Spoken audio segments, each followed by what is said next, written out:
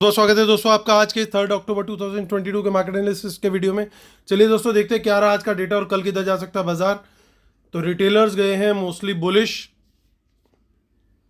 DIIs भी गए हैं मोस्टली बुलिश, एफआईज गए हैं बियरिश और प्रोज भी मोस्टली गए हैं बियरिश। चलिए अब चेक करते हैं कि क्या दिखाई दे रहा है ओवरऑल डेटा और क्या आ रही है नेट पोजीशन। स्टार्ट करेंगे इंडेक्स फ्यूचर से। Retail client, domestic institution, foreign institutions, pros यानी प्रोप्राइटरी अकाउंट।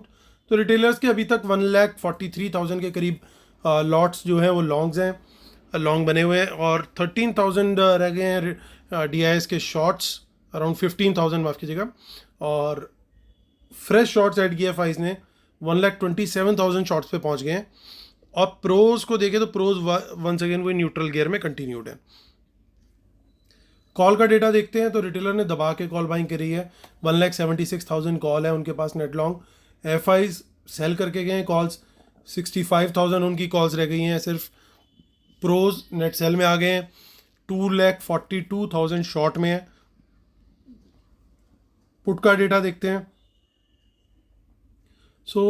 पुट का डेटा दिखाई दे रहा है क्लियरली कि 370 one second danger mark cross कर दिया रिटेलर्स ने और पुट 3,70,000 लॉट्स बेच के बैठे हैं।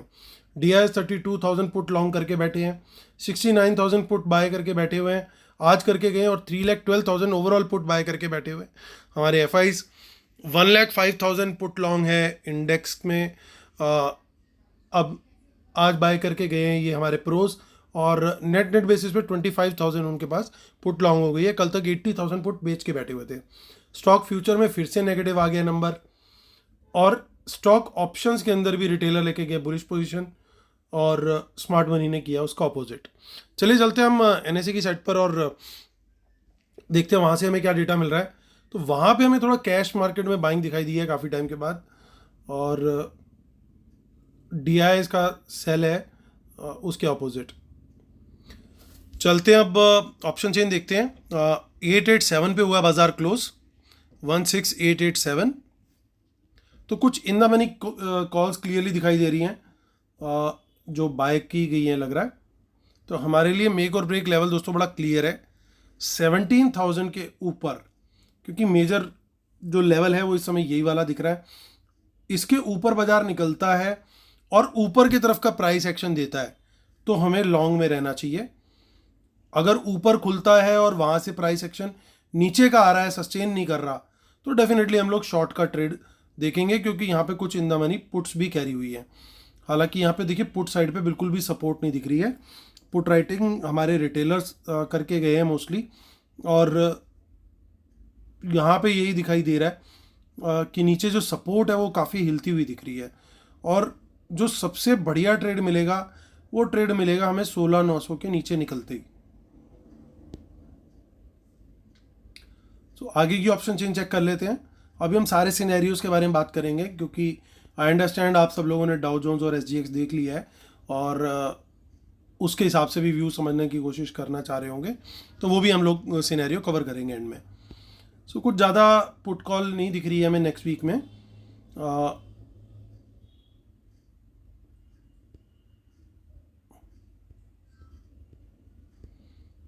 आगे देखिए थोड़ी बहुत कॉल्स दिखाई दे रही हैं, बट उससे थोड़ी सी ज़्यादा पुट्स ही दिखाई दे रही हैं। तो कहीं ना कहीं ऐसा लग रहा है कि स्मार्ट मनी मोस्टली ब्रॉडली जो है वो बियरिश साइड पे पोजीशन बना के गया है। बैंक निफ्टी और देख लेते हैं, वहाँ पे हमें और एक क्लियर कट कंफर्मेशन मिल जाएगी। देखिए यहाँ 37,500 पे कुछ कॉल्स कैरी हुई हैं, तो यहाँ पे मेक और ब्रेक लेवल बड़ा क्लियरली मुझे दिखाई दे रहा है। 38,200 के ऊपर अगर बाजार सस्टेन करता है, प्राइस एक्शन ऊपर का देता है, तो क्लियरली हम लॉन्ग साइड का ट्रेड कंसिडर करेंगे। और 38,000 के नीचे सस्टेन करता है तो हम लोग, और प्राइस एक्शन नीचे का देता है तो शॉर्ट साइड का ट्रेड करेंगे। ये लेवल्स हमेशा दोस्तों नोट कर लीजिए कीजिए, और आप हमेशा इन लेवल्स की शाम को बैक टेस्टिंग किया कीजिए कि ये कितना सक्सेसफुली वर्क किए। तो आपकी कन्विक्शन अपने आप बढ़ने लग जाएगी कि ये लेवल्स कितने बढ़िया तरीके से काम करते हैं।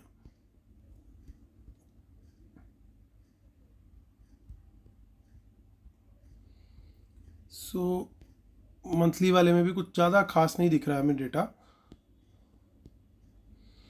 चलिए, हमारा व्यू काफ़ी हद तक क्लियर है। चलते हैं हम वापस अपनी शीट पर और करते हैं कंक्लूड। रूल्स और डिस्क्लेमर दोस्तों पढ़ लीजिए ज़रूर। और हमारा जो वेबिनार है अब सिर्फ 4-5 दिन रह गए हैं, जल्दी से एनरोल कर लीजिए अमित धमीजा 1@gmail.com पे मेल भेज करके। और टेलीग्राम चल रहा है market analysis with Amit Dhamija और t.me/market analysis Nifty bank Nifty, ये लिंक नीचे डिस्क्रिप्शन में दिया हुआ है। चलिए दोस्तों, टाइम टू कंक्लूड। तो दोस्तों, देखने वाले कुछ पॉइंट्स हैं कि एफआईज ने वापस से अपना यू टर्न शुरू कर दिया है नेगेटिव की साइड पे, और कॉल्स भी काफ़ी रिड्यूस करी हैं। ना सिर्फ ये, पुट साइड पे भी काफ़ी हैवी बाइंग कर दी है इन्होंने, और स्टॉक फ्यूचर में फिर से नेगेटिव में आ गए हैं। अब वापस देखते हैं कि प्रोज क्या कर रहे हैं। प्रोज यहाँ न्यूट्रल है, लेकिन कॉल काफ़ी ज़बरदस्त राइट करके गए हैं, पुट सेल अपना पूरा ख़त्म करके गए हैं। तो क्लियरली मेरा व्यू दोस्तों जो बन रहा है, अनलेस कि कोई बहुत पॉजिटिव न्यूज़ या स्टेटमेंट निकल के आए, अभी डाउ जोन्स जरूर बढ़ा हुआ है, अनलेस कि कोई ऐसी पॉजिटिव न्यूज़ सेंटीमेंट निकल के आए कि सुबह दोबारा में 200-250 पॉइंट ऊपर दिखे दोबारा से डाउ जोन्स, वो एक सिनेरियो होगा जब यहाँ पे थोड़ा सा ये लोग ट्रैप हो सकते हैं। अदरवाइज इन लोग की कोशिश रहेगी कि जितना अभी SGX दिख रहा है उतना ना खुले। इनका पहला टारगेट ये रहेगा, अदरवाइज इनको बड़ा लॉस होगा क्योंकि बड़ी पोजीशन लेके गए हैं। दूसरी चीज़ ये कि अगर यहाँ पे बाजार खुलता भी है, अब तीनों सिनेरियो देख लेते हैं। गैप अप खुलेगा तो क्या होगा, फ्लैट खुलेगा तो क्या होगा, और गैप डाउन खुलेगा तो क्या होगा। गैप डाउन का चांस कम है, लेकिन तीनों सिनेरियोज में अनलेस की पॉजिटिव न्यूज़ आ जाए जिससे पूरी वर्ल्ड मार्केट 2-2, 4-4%, 2-2, 3-3% खुली पड़ी हो सुबह, तो वो एक अलग सिनेरियो है। तो इवन गैप अप होता है सिर्फ वर्ल्ड मार्केट को देख करके, तो मैं वहाँ से शॉर्ट साइड का ट्रेड लेना प्रेफर करूँगा। कंडीशन सिर्फ एक है, मुझे प्राइस एक्शन नीचे की तरफ का मिलना चाहिए।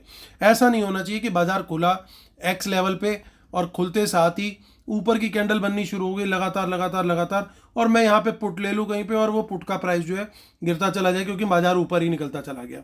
ऐसे नहीं पकड़ूंगा मैं ट्रेड को।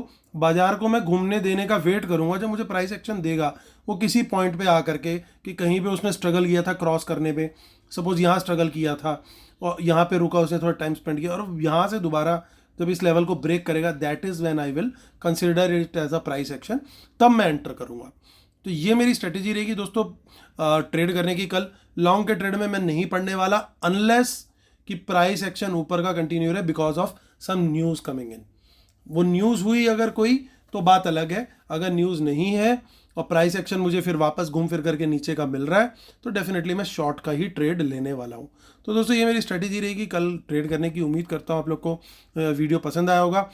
एक चीज़ और कि अगर मार्केट वर्ल्ड के पूरे सही दिखते हैं तो मैं टारगेट फिर छोटा रख के छोटे टारगेट के अंदर जो है अपना प्रॉफिट बुक करके निकलने का प्रयास करूंगा कि मेरा प्रॉफिट बुक हो जाए, क्योंकि कहीं ना कहीं फिर वापस जा करके वर्ल्ड मार्केट के साथ हम हो सकता है वो डिप लेने के बाद अलाइन हो जाए। ऐसा नहीं है कि डेटा नेगेटिव है तो वो लगातार नीचे नीचे नीचे नीचे ही चलता चला जाए, अनलेस कि वर्ल्ड मार्केट भी नेगेटिव हो।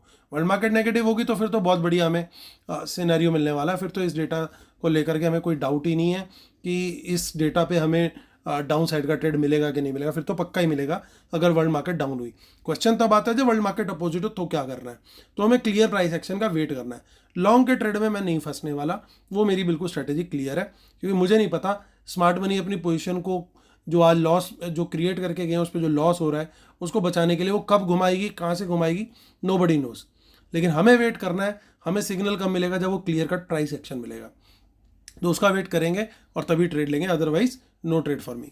तो दोस्तों ये मेरे लिए मेरी स्ट्रेटेजी है कल के लिए। उम्मीद करता हूँ आप लोग को वीडियो पसंद आया होगा। प्लीज़ लाइक का बटन जरूर दबाइएगा और जिन्होंने सब्सक्राइब नहीं किया है सब्सक्राइब भी कीजिएगा।